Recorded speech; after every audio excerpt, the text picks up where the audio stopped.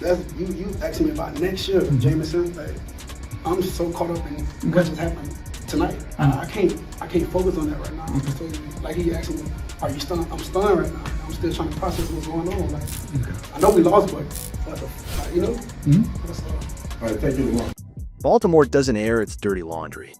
This is one of the NFL's most disciplined, tightly run organizations. So when the Ravens finally moved on from John Harbaugh after 18 seasons, it didn't register as just another coaching decision. It felt like an identity shock. Harbaugh wasn't a name tossed onto a Black Monday ticker. He was Ravens football, a constant through changing rosters, rotating coordinators, and postseason disappointment, kept in place because Baltimore always trusted that its foundation mattered more than the noise. You would have to be high on drugs to get rid of Lamar Jackson before you got rid of the coaching staff. We've honestly had discussions. This guy would be on the trade block. What are we talking about? That conversation is done. If you're Steve Busciotti, if you're part of the ownership group, other people go. Cut other players, get rid of coaches. But I'm sorry, at least for the time being, Lamar Jackson would be a pretty sacred cow in the organization. So the conversation to me, if I'm operating around the Ravens, starts with Harbaugh before it starts with Lamar Jackson. If there's a fraction. I'm not comparing Lamar Jackson to John Elway, but I will say this. The best move Pat Bowlen ever made, Dan Reeves was going to trade John Elway, and Pat Bowlen fired Dan Reeves, who, pretty good coach. Hard-headed, stubborn, kind of reminds me of Harbaugh. I don't know if we're on John Harbaugh watch, but it's definitely something to keep an eye on.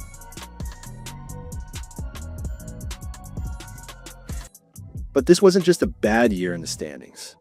It was a season that felt unmoored, like the entire operation was drifting. The expectations were enormous, and the results never came close. Losses were lopsided, frustration mounted, and the atmosphere tightened. When a team built to chase a Super Bowl starts absorbing blows like that, the discussion moves past a single play call or a missed kick. It becomes a much bigger question. Is the direction still right? And once that question enters a front office, nothing is off limits. Not even the coach who helped define the franchise. I believe, with reason to believe, he got what he wanted and he's getting a new head coach. Gotta go be awesome now. And more than being awesome, gotta be available. Want to know a shocking fact? In the last 5 years, Lamar Jackson and always injured, brittle Joe Burrow have played the exact same amount of games. Lamar Jackson has played 70 regular season games and 4 playoff games. Joe Burrow has played 67 regular season games and 7 playoff games, 74 games. Josh Allen and Patrick Mahomes have also played the exact same number of games, 93. 19 games more. The Lamar stat is stunning. He's got to be available. He turned 29 yesterday. He's going to get the biggest contract in NFL history this offseason. He's got to go perform. The 2025 Ravens didn't just miss the playoffs. They came apart in a way that felt foreign and unsettling. Early collapses bred a season-long unease, as if the team was bracing for the next mistake instead of expecting to close games out. And when adversity hit, the pressure didn't stay on the outside. It seeped into the building. Complaints surfaced. Friction followed. Grumbling over touches, balance, and roles became harder to ignore. On the field and in the stands, the cracks showed. Empty seats, booing, a home stadium that no longer felt like a fortress. That matters in Baltimore because this franchise has always prided itself on being the team that doesn't flinch. This year, it flinched out in the open.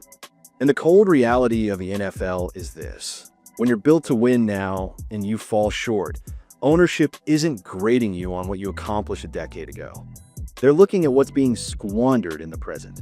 That's where this story turns serious. The Ravens aren't rebuilding. They're loaded for a title run right now. And the face of that window is Lamar Jackson. Lamar and I, to me, had a good relationship.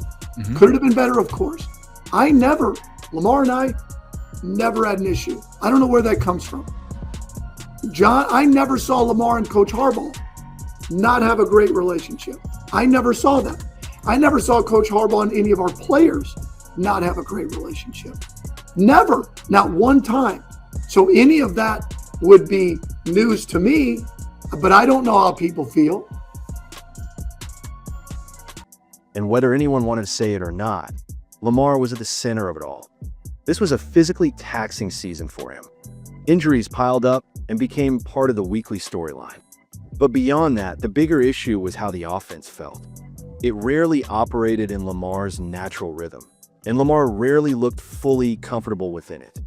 That isn't about Lamar declining, he's still Lamar. It's about the connection not being clean. When a quarterback, the system, and the coaching voices aren't aligned, it shows. Subtle frustration, hesitation, late game unease. Body language that hints at something everyone senses but no one says out loud. And when the season ended, the most telling moment wasn't a statement from Harbaugh. It was what Lamar didn't say. He didn't step up and publicly shut down the questions. He didn't go to bat in full voice. In the NFL, that silence matters. Because teams don't just pick schemes, they pick directions. And when your franchise quarterback is in his prime, his comfort inevitably weighs into the biggest decision an organization makes. Look, everything that has been constructed in Baltimore has been constructed around Lamar. Everything that has been done in Baltimore has been, since the day he walked through there, to bring him along and turn him into and help him become the multiple-time league MVP that he's become.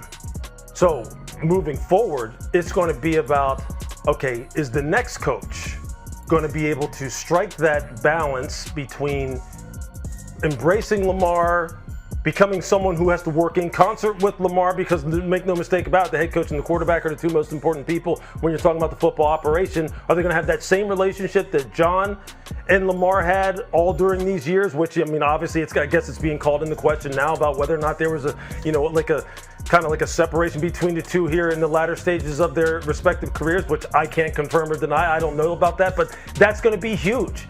That's going to be huge for the next incoming coach, is to have that kind of relationship. Is he going to want to run the same kind of offense? Now let's talk about Todd Monken, because this is where the conversation keeps circling. Monken's offense has worked in Baltimore. There were stretches where it looked like the natural evolution of Lamar's game. But this season it got uneven.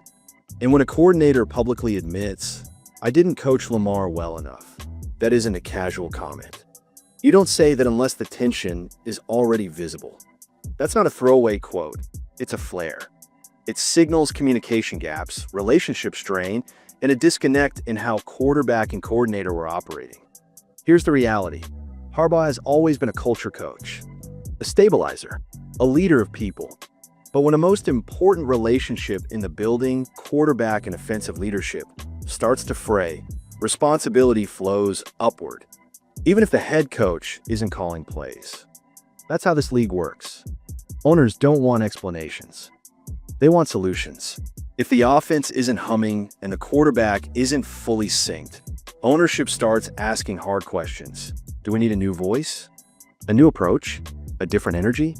That's how a franchise legend even becomes part of the discussion. And fan pressure mattered.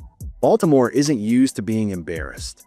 They're not used to hearing boos in December or watching opposing fans seize moments in their stadium. Bad seasons in Baltimore usually come with a clean excuse, injuries, bad luck, transition. This didn't feel like that. It felt like a Super Bowl roster getting exposed over and over in ways that raised doubts about leadership, preparation, and composure. That's why this wasn't just a record-based decision. It was a brand decision. And with Lamar's contract and the looming cap realities, everything became more volatile. When your quarterback is that valuable, every move is about protecting the window and eliminating uncertainty. Ownership didn't want to enter another offseason with questions about the coach, the offense, and whether Lamar was fully aligned. So the Ravens chose clarity, brutally and decisively. They ended the Harbaugh era and reset leadership around the most valuable asset in the building. What happens next is massive. Harbaugh instantly becomes the biggest name on the market, Super Bowl winner, culture builder, proven floor raiser. If he wants to coach again, there'll be no shortage of suitors. Meanwhile, the Ravens' job becomes the most pressure-packed opening in football. This isn't a rebuild. It's a win-now mandate. The next coach has to connect with Lamar immediately, steady the locker room, fix the late-game failures, and deliver results fast. Baltimore knows what's at stake. They're casting a wide net, evaluating both sides of the ball, and searching for a leader who can walk into that building and command it from day one. Because if this hire fails, the narrative won't be they should have kept Harbaugh. It'll be they wasted the prime of a generational quarterback. That's the gamble Baltimore just made. They didn't just fire a coach. They bet the future of the franchise on the belief that a new voice is the difference between Lamar Jackson as a legend defined by heartbreak and one defined by championships.